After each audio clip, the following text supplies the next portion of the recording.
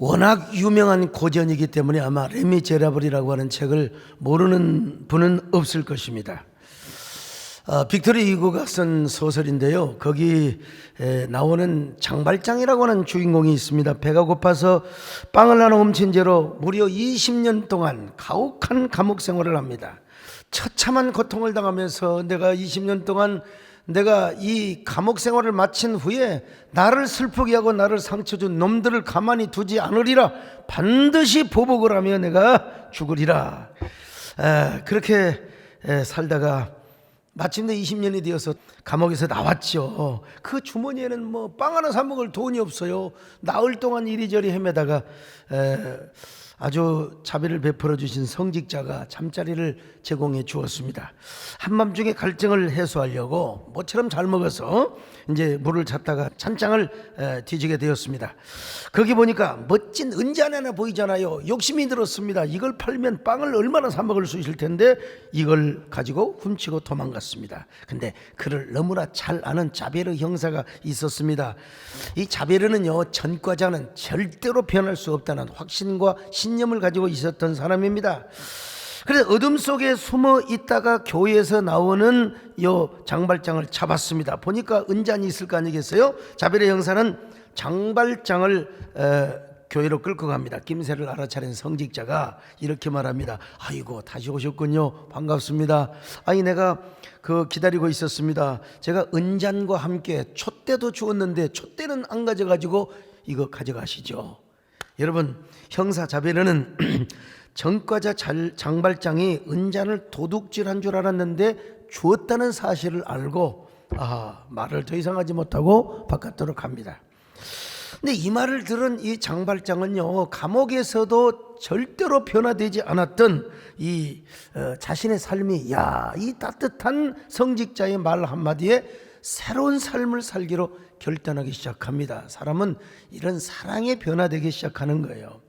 그러나 정의밖에 몰랐던 이 형사 자베르 형사는 언젠가 장발장의 도움으로 살아나게 됩니다. 그리고 이 사실을 나중에 알고 나서 자존심이 상해서 결국은 죽음을 선택하고 맙니다. 빅토르 유고가 이 소설을 통해서 우리에게 가르쳐주고자 하는 것이 무엇이었을까요? 세상에 원리는 정의의 원리다. 죄를 지으면 반드시 벌을 받아야 돼. 권선징악의 원리라는 것입니다. 근데 하나님의 나라의 원리는 뭐냐? 사랑과 은혜의 원리라는 거예요. 하나님 나라에서는 죄를 지었음에도 불구하고 사랑으로 용서를 해주는 은혜의 원리가 통용이 된다. 요 메시지, 여러분, 작가는 작품을 통해서 말을 하는 겁니다. 뭐 작가가 여기저기 뭐 인터뷰하고 이런 것도 중요하지만 자기 작품을 통해서 말을 하는 거예요.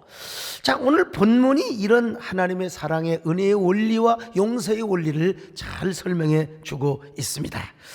예루살렘에 베데스다라는 연못이 있었습니다. 베데스다라는 말은 자비의 집입니다. 자비, 하나님의 자비가 임하는 거예요. 근데 이제 옛날부터 무슨 전설이 있었느냐? 거기에 연못이 있는데 물이 막 스스로 동해 온천처럼 물이 움직여요. 이때 누구든지 어떤 병자든지 거기에 첨벙 뛰어들면 그 병자는 낫는다는 전설이 내려왔습니다. 자, 2절로 4절 한번 보실까요? 시작. 예루살렘에 있는 양문 곁에 히브리 말로 베데스다라 하는 못이 있는데 거기 행각 5이 있고 그 안에 많은 병자, 맹인, 다리 저는 사람, 혈기 마른 사람들이 누워 물의 움직임을 기다리니 이는 천사가 가끔 못에 내려와 물을 움직이게 하는데 움직인 후에 먼저 들어가는 자는 어떤 병에 걸렸든지 낫게 되밀어라. 자, 요걸 두고 이제 그리스가 이스라엘을 지배할 때에는 아스클레우스라고 하는 그 치유의 신이 있어요. 요 신이 와서 이제 병자들을 고쳐준다고 자기들은 그렇게 믿었어요. 그러나 그렇지가 않습니다. 하나님의 천사가 내려와서 바로 그 물을 동하게 하고 맨 먼저 뛰어든 자는 하나님의 자비를 베풀어 준다고. 오늘 본문은 그대로 전설을 그대로 기록해 놨습니다. 5장 4절을 다시 봅니다. 시작. 이는 천사가 가끔 못에 내려와 물을 움직이게 하는데 움직인 후에 먼저 들어가는 자는 어떤 병에 걸렸든지 낫게 되밀어라. 자, 그래서 이 연못에는 수많은 각색 환자들이 줄을 서서 있습니다. 물이 통하기를 기다리고 있습니다. 먼저 들어가는 자는 반드시 병 고침을 받는다는 신념과 확신 때문이죠. 그러니 경쟁률이 얼마나 치열하겠습니까? 자비의 집이 자비가 가득한 것이 아니라 질투와 시기, 경쟁이 얼마나 치열한지 몰라요. 물론 맨 먼저 들어가서 병이 나은 사람은 막 기뻐 뛰며 노래를 하겠죠. 주의 자비가 내려온다고 말이죠. 주의 자비가 내려와 주의 자비가 내려 봄비같이 주의 자비가 내려온다 이거요.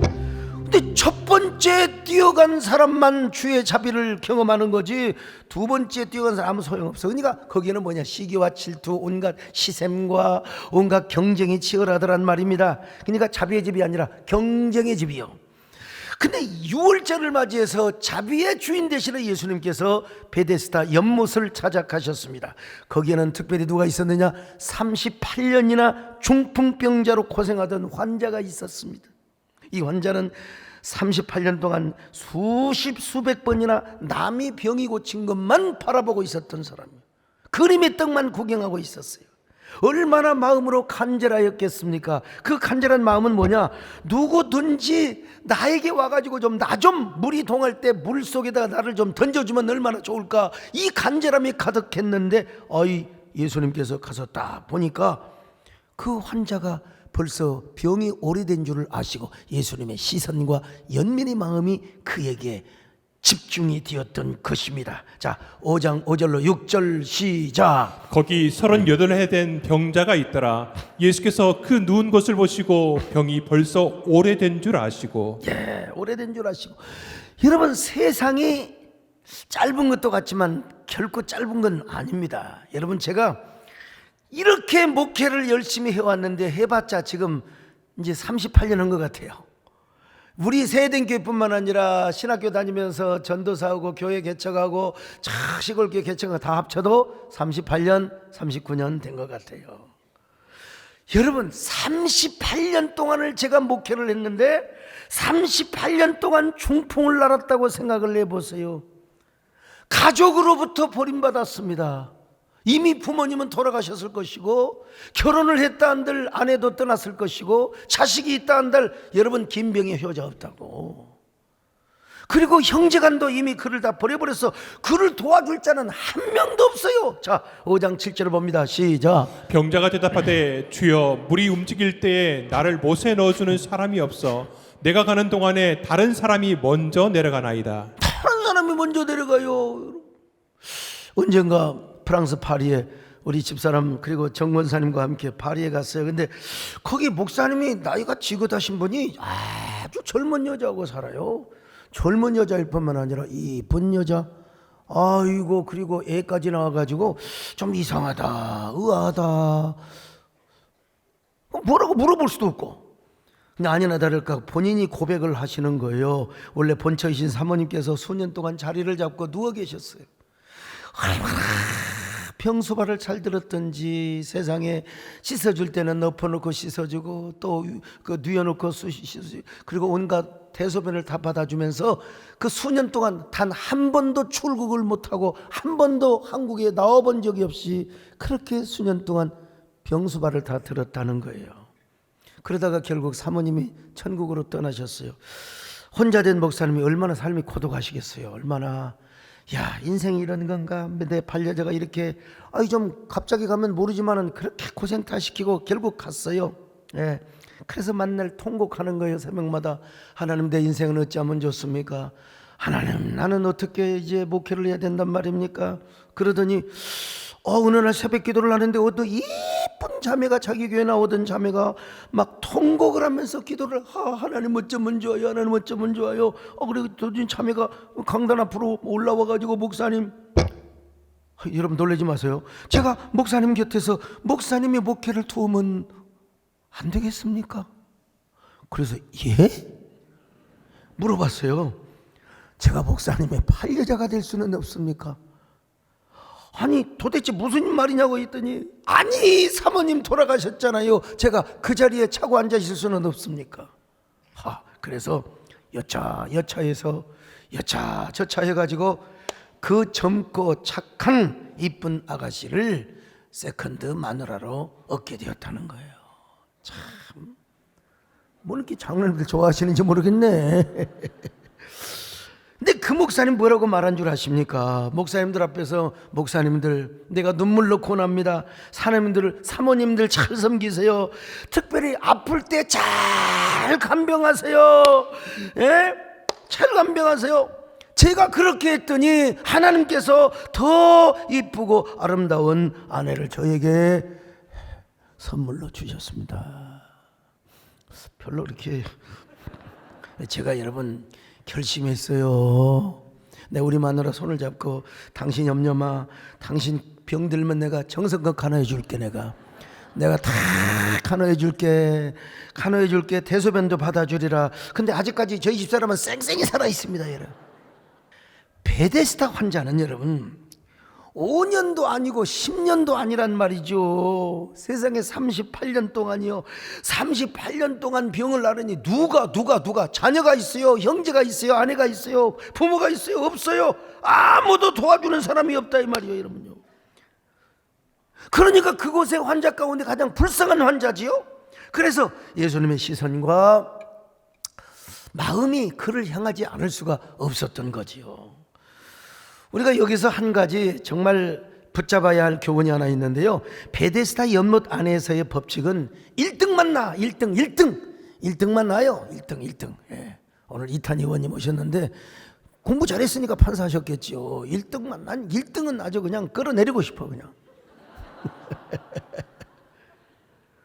베데스다 연못의 법칙은 1등만 낳는다는 것입니다. 그러나 예수 그리스도 안에서의 은혜의 법칙은 뭐냐?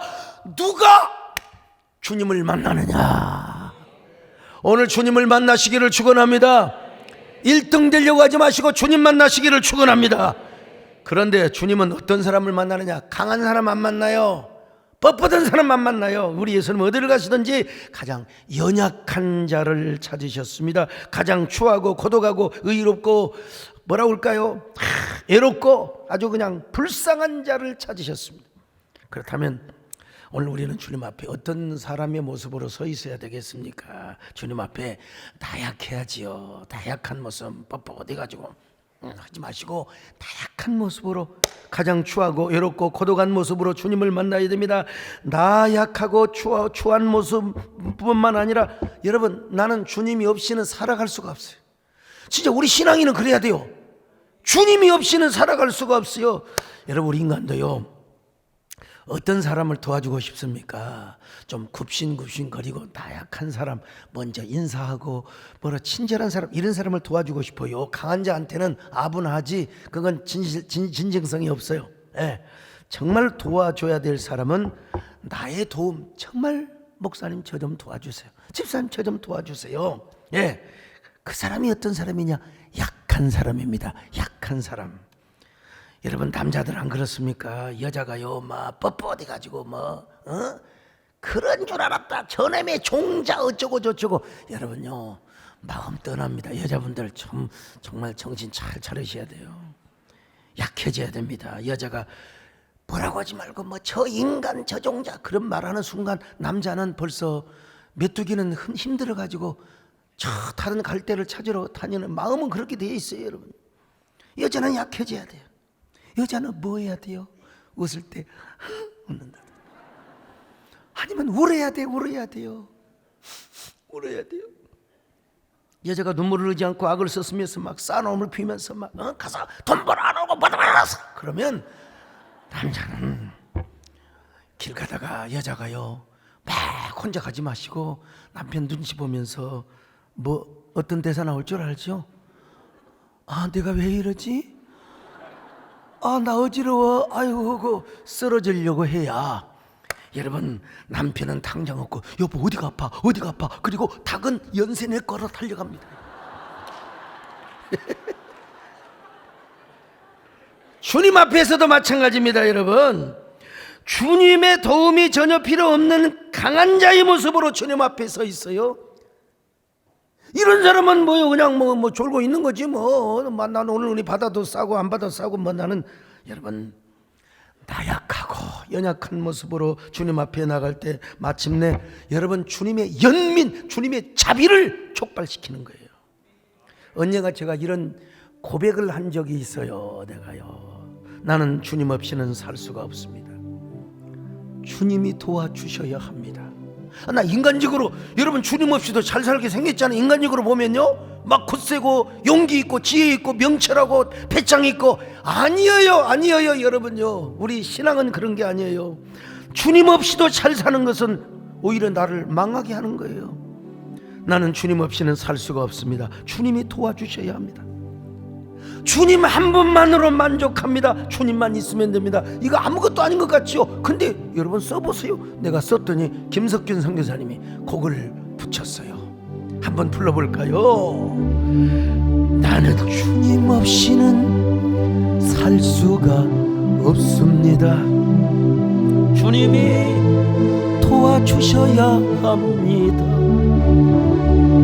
주님 없이도 잘 사는 것은 오히려 나를 망하게 합니다. 나는 주님 없이는 살 수가 없습니다. 주님이 도와주셔야 합니다. 주님 한 분만으로 나는 만족합니다. 주님만 있으면 됩니다. 주님 없는 기쁨은 오히려 나를 심판의 길로 인도합니다.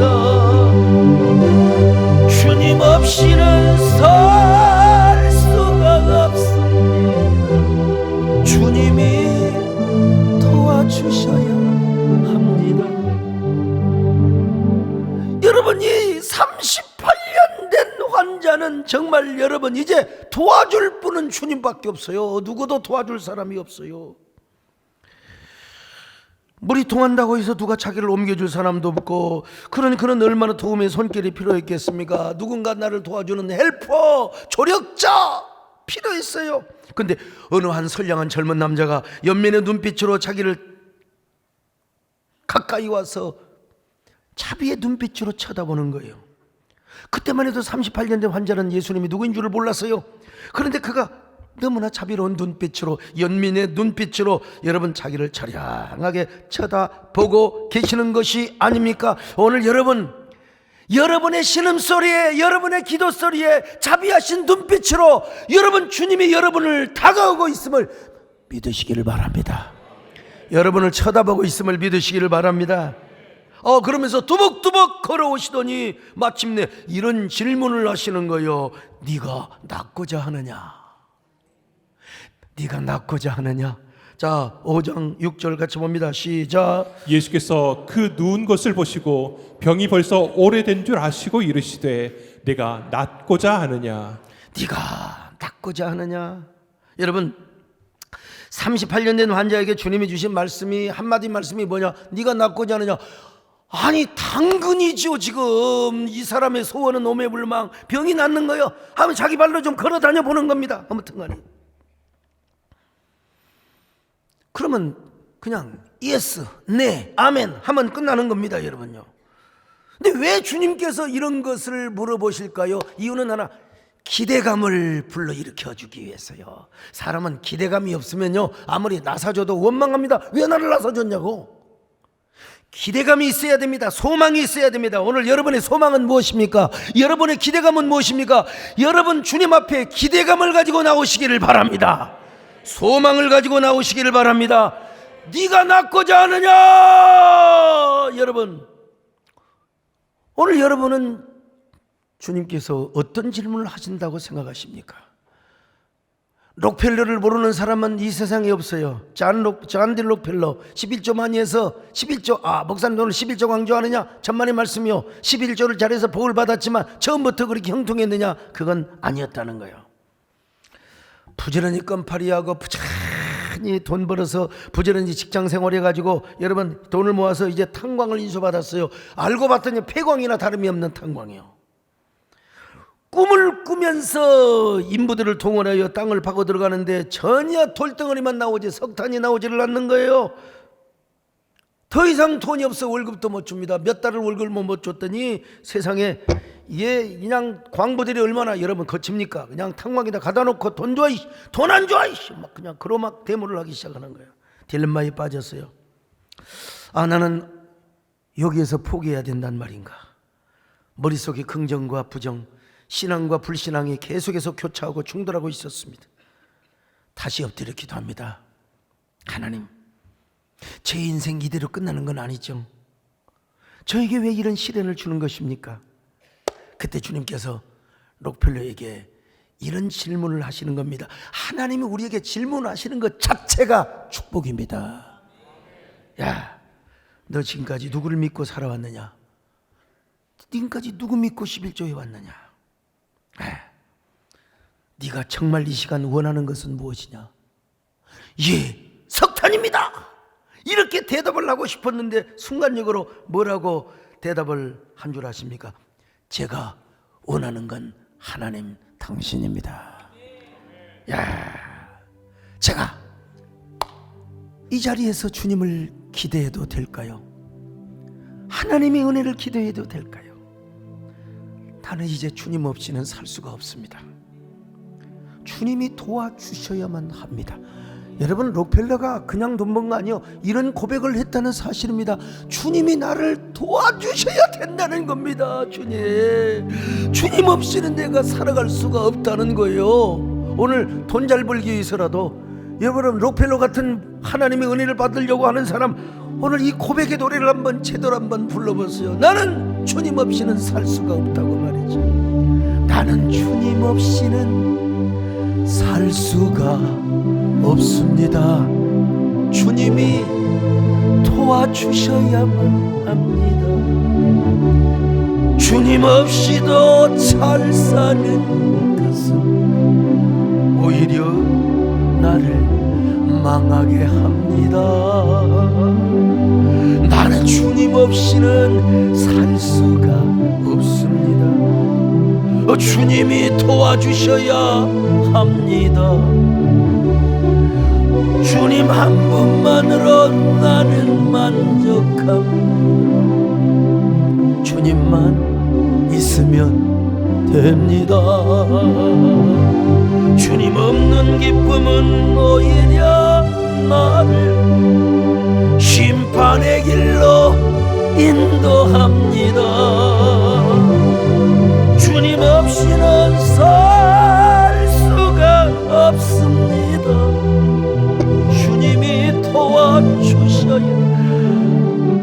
여러분, 순간 이런 확신이 확 들었습니다. 자신감이 들었어요. 나 석탄 목회도 하나님은 잃어버리지 않는다.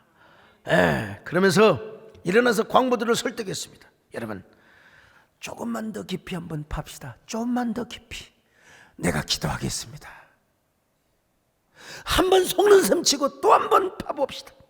여러분, 그 록펠러의 강렬한 확신 그리고 눈물기 어린 이러한 설득으로 광부들은 다시 꽃갱이로 땅을 파갑니다.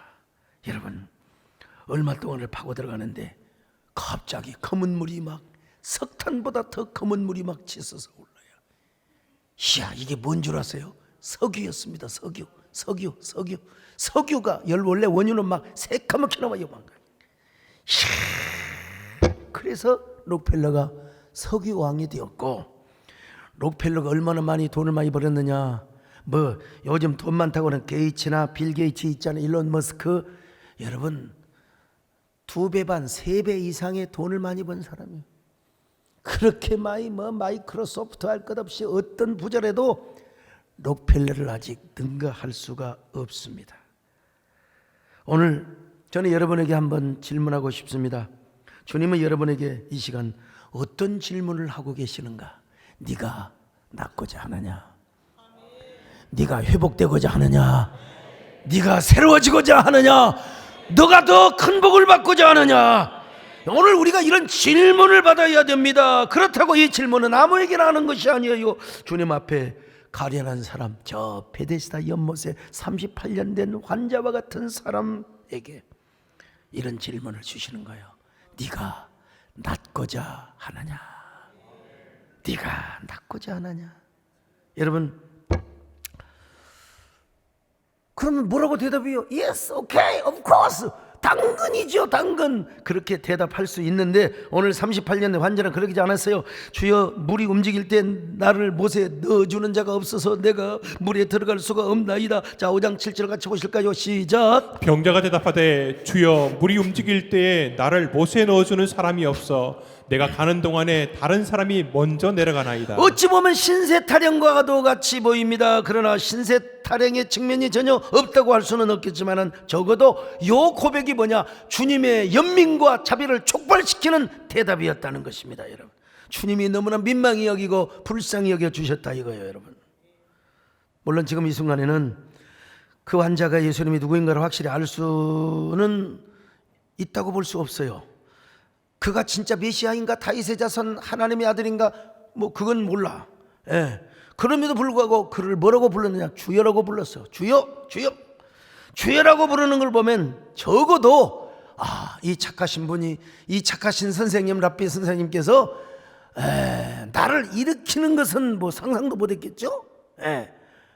나를 물이 동할 때 먼저 저 연못에다가 넣어줄 수 있는 그런 분이겠구나 라고 정도는 믿고 있었을 것입니다. 그러니까 주님, 나는 당신을 정확하게 누구인가 알지는 못하지만 내가 당신을 잠시 기대해도 되겠습니까? 내가 내 삶을 당신에게 좀 위탁해도 되겠습니까? 이 순간을, 내 모든 인생을 기대해도 되나요? 주님 뭐라고 말씀하셨어요? 오냐? 그럼 그렇지, 내가 너를 연못에다가 던져줄게. 걱정하지 마. Don't worry. 걱정하지 마.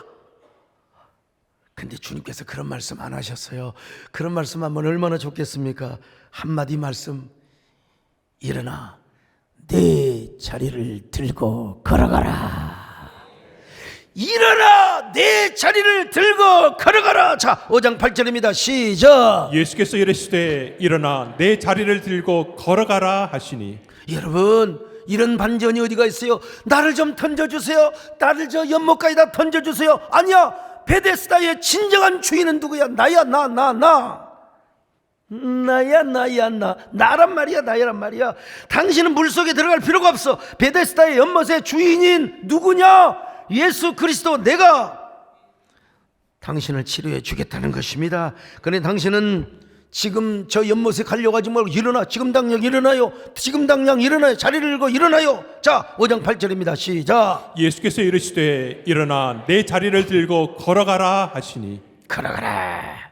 여러분, 그랬더니 그 예수님의 말씀 한마디 막 근육에 힘이 생기는 거잖아요. 막 두 다리에 막 띠디딕 힘이 생기는 거요. 그 일어나라고 했더니 일어나지잖아요.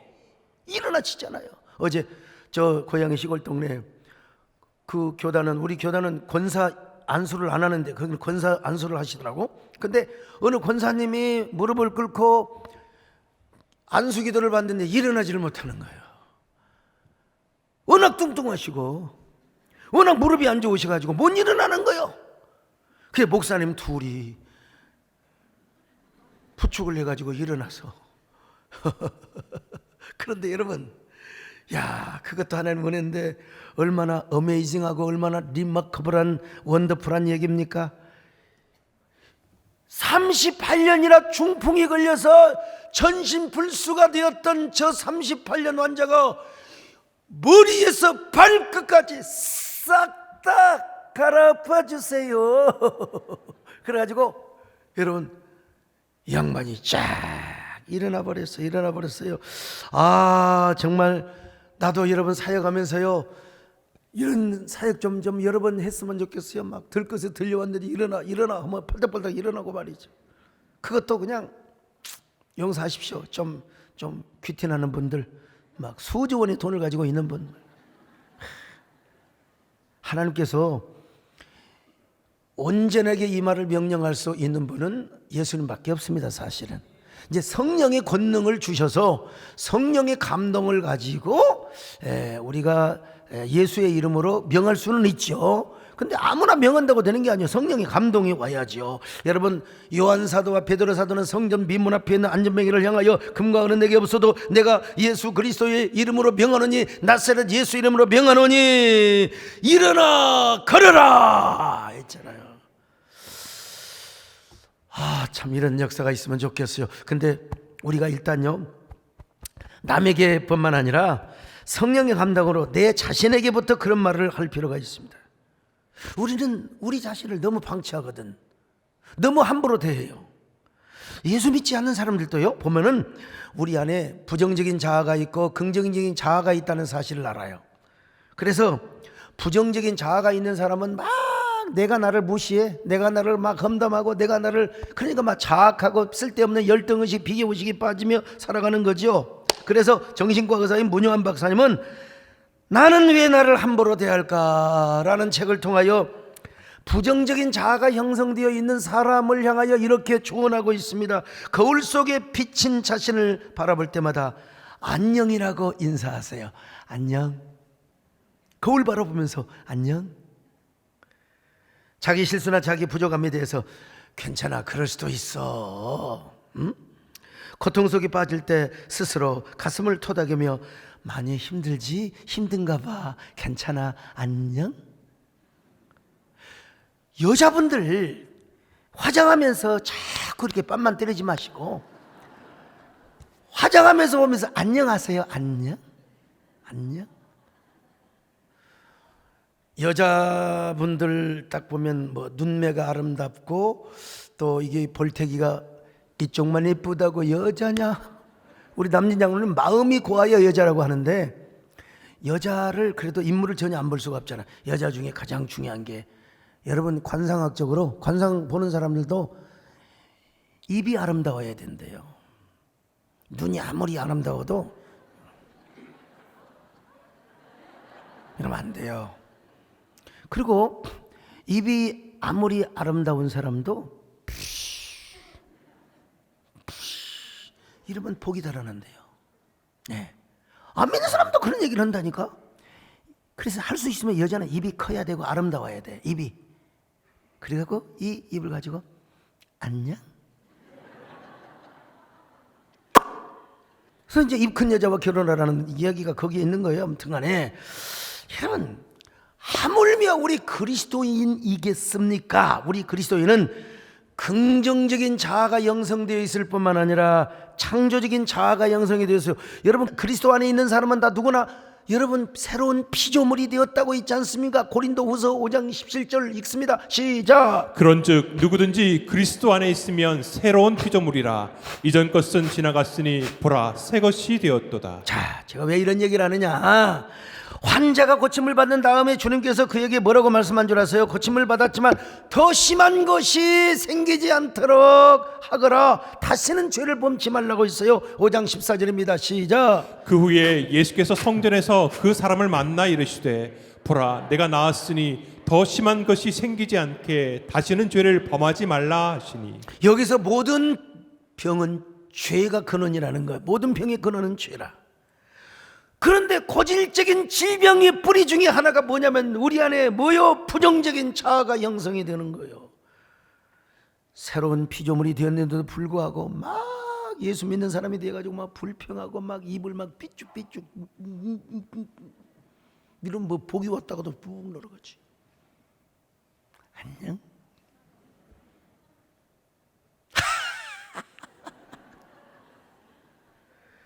여러분, 우리 안에 어떻게 이렇게 부정적인 자아 형성이 있어서 안 돼요, 여러분.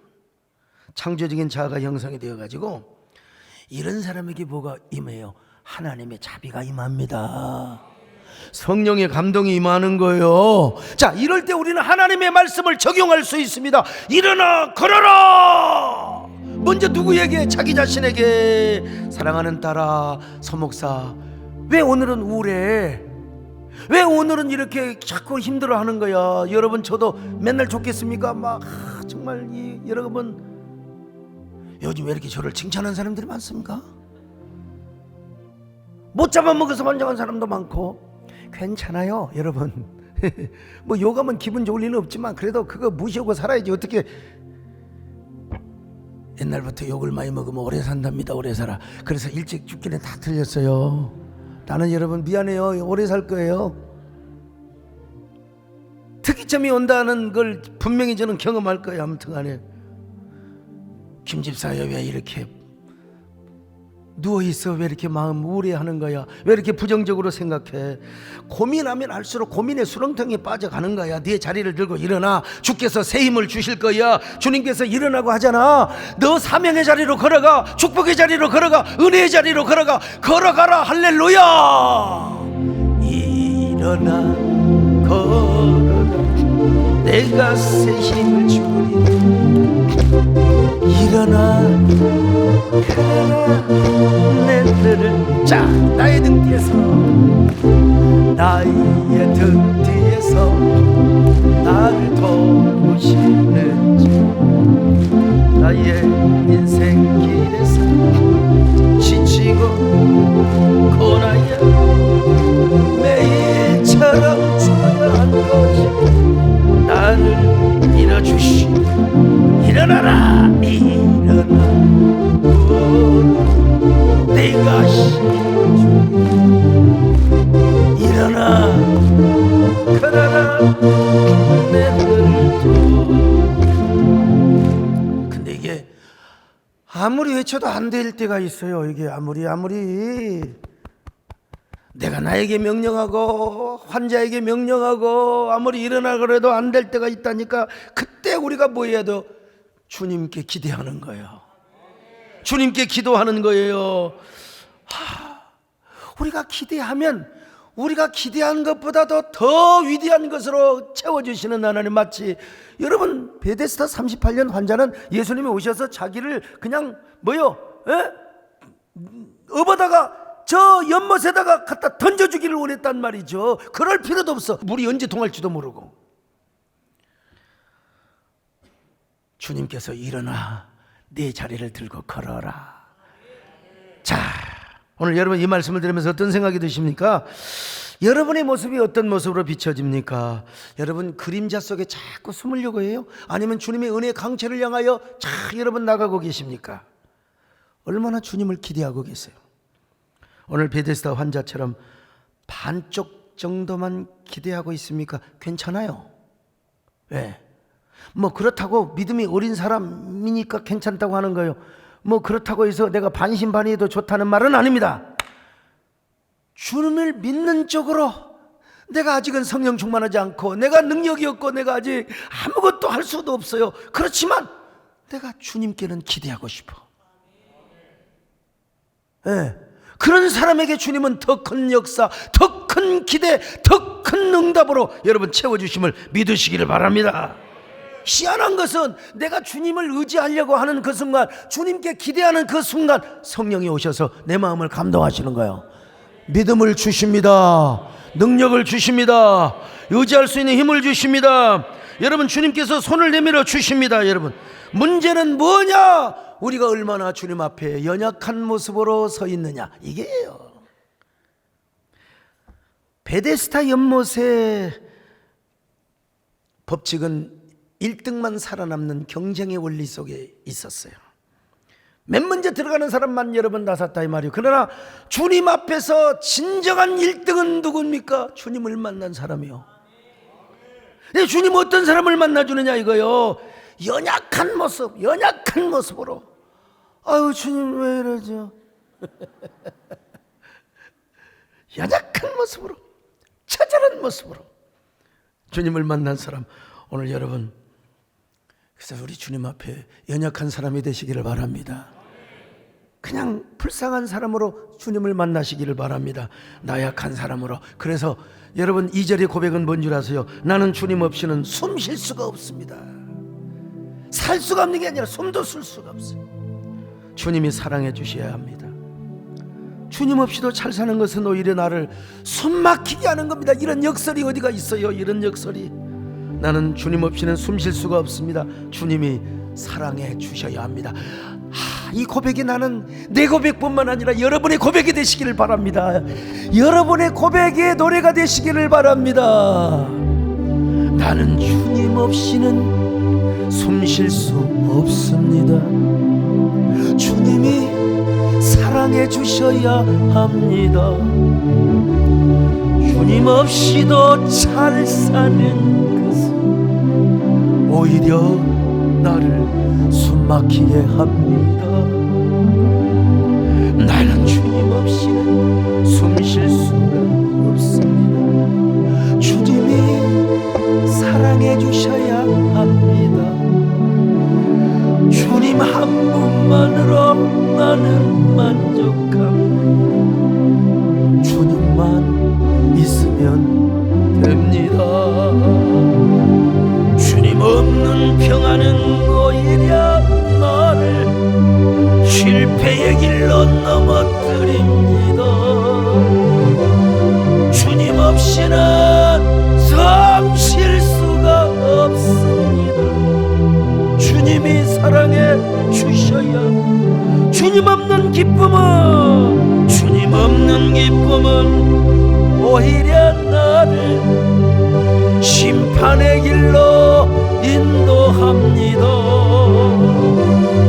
주님 없이는 살 수가 없습니다. 주님이 도와주셔야. 기도합니다. 가슴에 손을 얹어도 좋습니다. 제가 주님을 기대해도 되나요? 주님, 저는 강한 사람도 아닙니다. 능력 있는 사람도 아닙니다. 마음이 너무나 약한 사람입니다. 그런데도 믿음도 부족하고 성령 충만하지도 못하는데 제가 주님을 기도해도 되나요? 내 인생을 주님께 위탁해도 되나요? 약한 사람이기 때문에 저는 주님의 도우심이 필요합니다. 다른 건 몰라도 전 주님이 없으면 살 수가 없습니다. 주님이 없으면 숨 쉴 수가 없습니다. 이 나약하고 불쌍한 자에게 도움의 손길을 내밀어 주시기를 바랍니다. 이 실패한 자에게 회복의 길, 재기의 손을 내밀어 주시기를 바랍니다. 이 병든 몸을 거쳐주시고 치유의 손을 내밀어 주시기를 바랍니다. 저는 이제 주님의 손을 붙들고 나가겠습니다. 주님의 한 말씀을 붙들고 나가겠습니다. 이런 고백을 한 1분 동안 해보시기 바랍니다. 주님 앞에.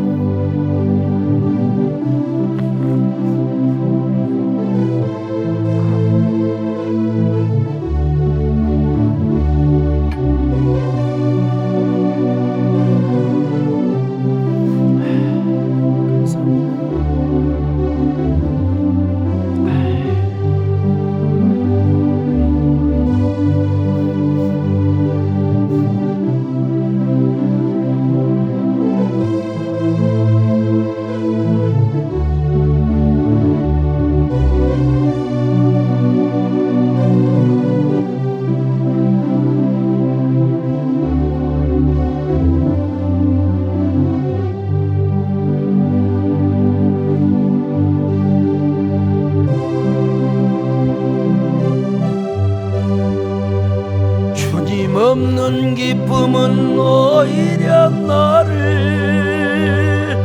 심판의 길로 인도합니다. 주님 없이는 살 수가 없습니다. 주님이 도와주셔야 합니다.